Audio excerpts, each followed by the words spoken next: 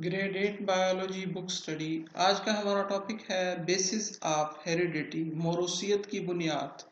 Basis of heredity, मौरूसियत की बुनियाद, ये हमारा आज का टॉपिक है।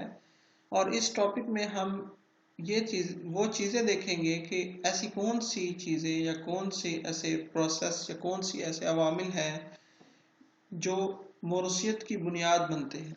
मौरूसियत की बुनियाद बनते हैं बेसिस ऑफ हेरिडिटी।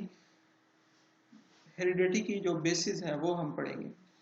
जानदारों में मौरूसियत की बुनियादी फिजिकल और फालियाती इकाई को जीन कहते हैं।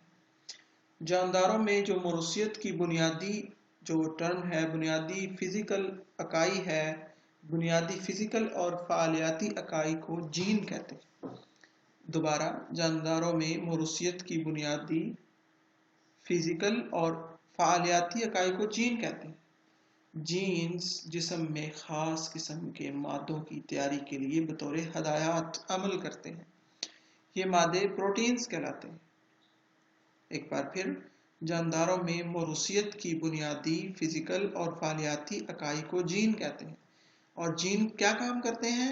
जीन्स जिस्म में ख़ास किस्म के मादों की तैयारी के लिए बतौर हदायत अमल करते हैं। और ये मादे क्या कहलाते हैं? प्रोटीन्स। जीन्स जोड़ियों की सूरत में मौजूद होते हैं। जीन्स जोड़ियों की सूरत में मौजूद होते हैं।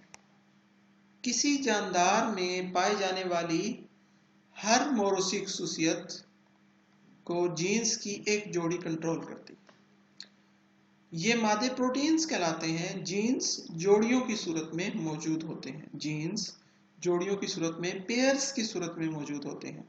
किसी जानदार में पाई जाने वाली हर मौरूसी खसूसियत को जीन्स की एक जोड़ी कंट्रोल करती है। जीन्स की हर जोड़ी का एक रुकन नर जानदार और दूसरा रुकन मादा जानदार की तरफ से आता है।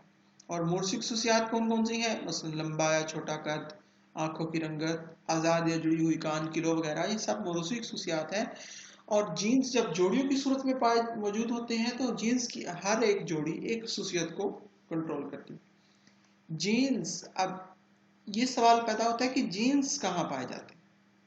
क्या हम जीन्स को देख सकते हैं? जीन्स कहाँ पाए जाते हैं? जीन्स फिजिकली कहाँ पाए जाते हैं? ये सवाल पैदा होता है। जीन्स डीएनए मॉलिक्यूल्स के हिस्से होते हैं। और अब डीएनए, आप सोचेंगे डीएनए कहाँ पाए जाते हैं, फिर आप सोचेंगे प्रोटीन्स कहाँ पाए जाते हैं। तो ये भी हम मौरूसियत की बुनियाद वाले टॉपिक में स्टडी कर रहे हैं कि जीन्स फिजिकली कहाँ पाए जाते हैं। जीन्स फिजिकली कहाँ पाए जाते हैं?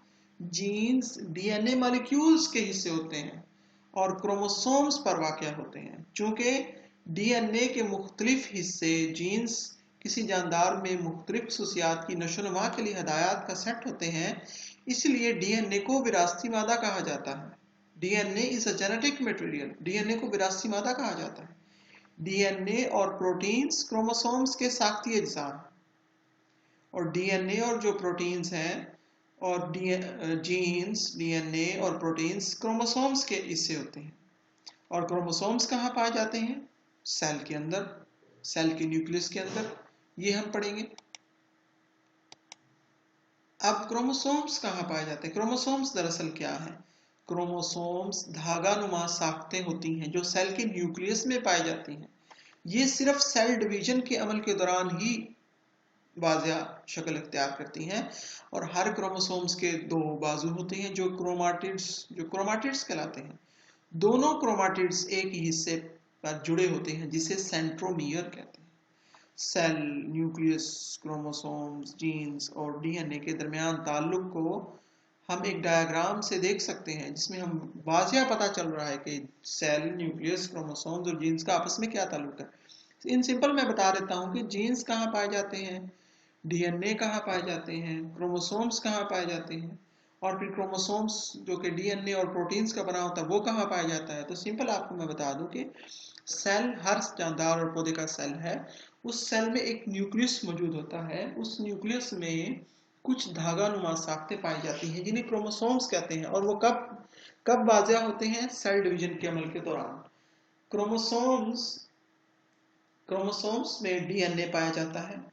डीएनए जो कि प्रोटीन्स का बना होता है, उसी के अंदर डीएनए के अंदर छोटे छोटे हिस्से जीन्स पाए जाते हैं। क्रोमोसोम्स, जीन्स और डीएनए। डीएनए, जीन्स और क्रोमोसोम्स, ये आप डायग्राम में गौर से देख सकते हैं। ये सेल है, ये आप देख रहे हैं ग्रीन कलर का, ये सेल है और ये सेल का न्यूक्लियस है।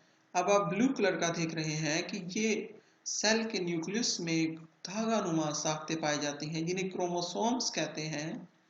और हर क्रोमोसोम्स के दो बाजू होते हैं जिन्हें क्रोमाटिड्स कहते हैं और दोनों एक ही पॉइंट से जुड़े होते हैं, एक ही मरकज से जुड़े होते हैं जिसे सेंट्रोमियर कहा जाता है। इस क्रोमोसोम्स किस चीज का बना होता है? डीएनए का। और डीएनए किस चीज का बना होता है? प्रोटीन्स का। अब इस डीएनए में जीन्स पाए जाते हैं। यही जीन्स जो कि जोड़ियों की शक्ल में पाए जाते हैं, इसमें से हर एक जीन एक खसूसियत को कंट्रोल करता है। जानदारों की हर स्पीशीज में क्रोमोसोम्स की तादाद मुस्तकिल रहती है। जैसा कि इंसान में क्रोमोसोम्स की तादाद 46 है, मुस्तकिल रहती है। इसी तरह दूसरे जानदारों में क्रोमोसोम्स की एक खास तादाद होती है और वो एक जैसी रहती है।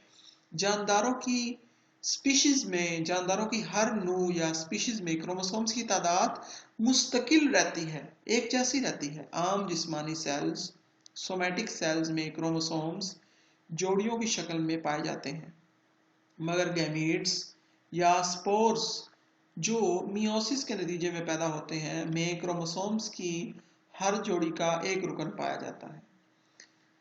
आम जिस्मानी सेल्स, जिन्हें हम सोमैटिक सेल्स कहते हैं, आम जिस्मानी सेल्स, सोमैटिक सेल्स में क्रोमोसोम्स जोड़ियों की शक्ल में पाए जाते हैं, जोड़ियों की शक्ल में पाए जाते हैं। मसलन मगर गैमीट्स या स्पोर्स जो मियोसिस के दौरान पैदा होते हैं में क्रोमोसोम्स की हर जोड़ी का एक रुकन पाया जाता है। मसलन इंसान के हर आम जिस्मानी सेल्स में क्रोमोसोम्स की तादाद 46 है, जो कि 23 जोड़ियों की सूरत में मौजूद होते हैं। लेकिन तौलीदी सेल्स यानी स्पर्म सेल या एग सेल में सिर्फ 23 क्रोमोसोम्स होते हैं।